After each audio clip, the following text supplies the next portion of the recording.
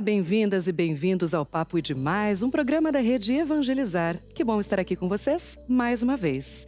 Eu sou Tati Aires e vou conduzir esse papo. Nós vamos inspirar, despertar e evangelizar, sempre com temas do cotidiano presentes nas nossas vidas. Acabar o dinheiro antes do mês ou então não poder comprar algo porque está sem dinheiro? O que podemos fazer para alcançar a disciplina e a organização financeira e não viver com tanto aperto? O número de pessoas com contas atrasadas voltou a bater recordes no Brasil. Segundo dados do Serasa, o país registrou quase 68 milhões de inadimplentes em agosto de 2022. O segmento de bancos e cartões é o mais responsável por isso. Depois vem as contas básicas, como água, luz e gás, com 22%. Sair do endividamento não é simples, mas é preciso agir rápido para que não se transforme em uma bola de neve, isso você sabe. Para nos ajudar a orientar as famílias sobre como elas podem se organizar melhor e encontrar um equilíbrio em suas finanças, hoje, claro, temos convidados que você conhece já já. Com vocês, Papo e Demais.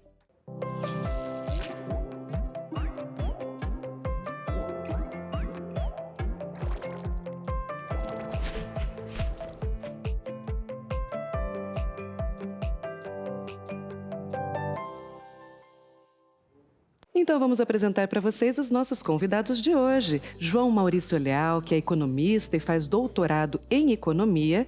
João Maurício, seja muito bem-vindo. Tudo bem contigo? Tudo bem, obrigado. Privilégio poder conversar com você, viu? Privilégio todo meu. E a gente também recebe aqui Carla Jansson, que coordenou por muitos anos uma pastoral do empreendedor e nos trará a perspectiva da igreja sobre o tema, além, claro, de falar sobre a evangelização e o acolhimento dos pequenos empreendedores. Bom, para a gente começar esse papo, logo no início eu falei o seguinte: isso pode virar uma bola de neve. Essa é uma expressão que a gente usa muito quando o assunto é orçamento. Estourou aqui, daí pega de cá, pega de lá, e isso vai somando, pum, veio o endividamento. Como você vê isso no seu dia a dia? O que gera o pontapé inicial nessa bola de neve, geralmente? Geralmente, para o início do endividamento, né, nós começamos com eu tendo gastos correntes no mês, né, gastos que eu costumo ter todo mês que extrapolam, né, a minha renda mensal.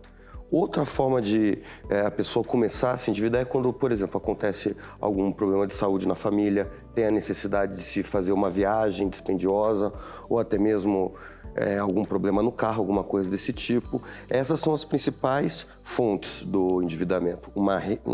Um gasto constante, maior que a minha renda, ou um imprevisto, uma coisa inesperada. Antes da gente falar em como pensar em soluções para isso, eu gostaria de entender melhor o seu trabalho com a pastoral. Como que é essa tua atividade no dia a dia, de acolher essas pessoas, esses empreendedores, conversar com eles, levar esse olhar para esse cuidado com as suas empresas e com o seu dinheiro? Bom dizer que é um trabalho voluntário.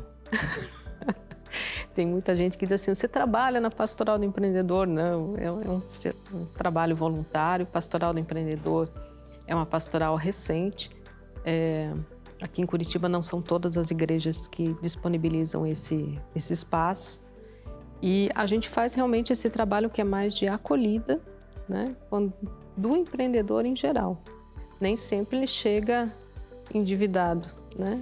Mas às vezes são outros problemas dentro da empresa. E então nós formamos um grupo de pessoas, de vários empresários de vários setores, onde a gente faz a troca das nossas próprias experiências. Ou então a gente encaminha para capacitação ou chama para uma capacitação dentro do santuário mesmo. Bom, o João começou falando para a gente como começa a bola de neve. Uma vez que chegamos ao ponto dela já existir, quais as primeiras providências que a gente pode tomar para desenrolar esse novelo? A primeira coisa é você saber exatamente quais são os meus gastos obrigatórios para a minha sobrevivência, para a sobrevivência da minha família. Então, vai ser o aluguel, vai ser o gasto com alimentação, vão ser aquelas várias coisas que, apesar de eu poder diminuí-las um pouquinho, mesmo assim não tem como eu cortar totalmente. E daí existem os outros gastos, que são chamados gastos supérfluos, que são aquisições, por exemplo, de roupas novas, aquisição de bens de consumo que eu não necessito para trabalhar ou para me deslocar até o trabalho, enfim. Esses vários gastos que eu poderia simplesmente cortá-los. Esses são os gastos não obrigatórios. Então, é importante, a partir do momento que você está endividado, você saber exatamente quais são os meus gastos obrigatórios, quais não são, quantificá-los e ver o que eu posso gastar, o que eu posso cortar, o que eu poderia manter. É interessante isso que você falou, porque é importante conhecer o seu orçamento. Às vezes, dentro de uma própria família, a gente não conhece o próprio orçamento. Que ironia, do dinheiro que entra de verdade ali dentro de casa. Você tem alguma dica de como conhecer o seu orçamento de verdade? Sim, primeiro, para se saber, para uma pessoa que é, por exemplo, assalariada, para ela é muito mais fácil saber qual que é o orçamento dela, porque ela vai receber sempre o mesmo salário ali, vai ser descontado, vai ser depositado na conta, tudo ok. Mas se a pessoa, por exemplo, um empreendedor, um empresário, às vezes eles misturam as contas da empresa com as contas pessoais. A partir desse momento você cria uma confusão, em que você não sabe o que é o seu gasto pessoal e o que é o gasto da empresa. Então é muito importante você saber o quanto você ganha, você saber o quanto é gasto no seu negócio, não misturar os seus gastos pessoais com o gasto da empresa. Enfim, sempre calcular, controlar e vigiar o mais próximo possível. Você falou dos empresários e empreendedores. O microempreendedor individual muitas vezes tem um orçamento que oscila demais, até falando do seu próprio orçamento sem misturar com o da empresa. Um mês entra X, outro mês entra Y, e você também já deve ter visto e ouvido muitas histórias nesse sentido, nessas conversas. Você tem alguns exemplos pra gente, Carla, de algumas dificuldades? Muita. Na verdade, enquanto o João estava falando, eu estava pensando nisso, eu digo, essa mistura, né, de contas da pessoa física, principalmente quando a empresa é pequena, né? Parece assim tão clichê e tudo, mas é comum e é muito difícil de separar, né? Eu acho que parte já da educação financeira, né? Porque parece que agora o MEC está colocando para os pequenos já a educação financeira e vai fazer parte aí de uma geração futura de uma forma melhor. Porque o que a gente tem hoje realmente, assim, eu acho que é falta dessa organização, a pessoa não consegue se organizar. E dentro da pastoral do empreendedor, principalmente durante a pandemia, um pouco depois, quando as coisas começaram a ser retomadas, a gente recebe demandas de todos os sentidos, né? Às vezes a pessoa está com essa bagunça financeira, e a gente tenta orientar ou então encaminhar para órgãos que possam orientar melhor do que a gente.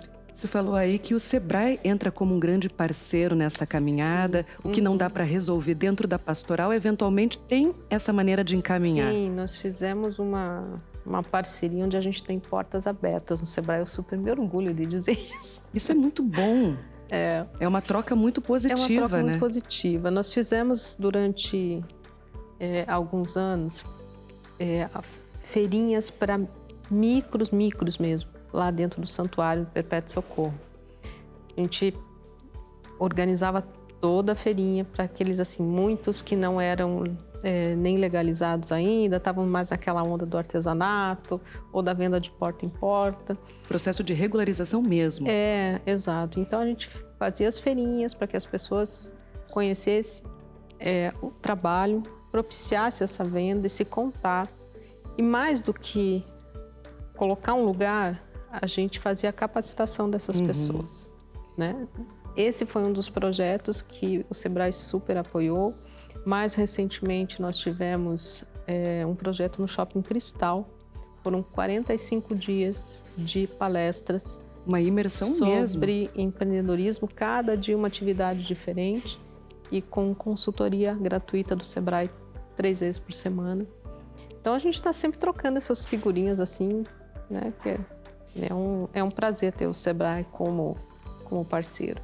Você citou de educação financeira, que agora existe esse estímulo para começar o mais cedo possível a aprender a lidar com o seu dinheiro. Por isso eu gostaria de perguntar para João, como que a gente pode fazer esse exercício, tanto entre os pais, por exemplo, no caso de pais de uma criança, e dessa criança também aprender a administrar o seu dinheirinho, a sua mesada, dar valor ao não que o pai diz. Tem como a gente dar essa orientação? Sim, tem. Nesse sentido, é sempre importante a criança aprender com a prática, mas ela tem que aprender o que com a prática? A liberdade com responsabilidade.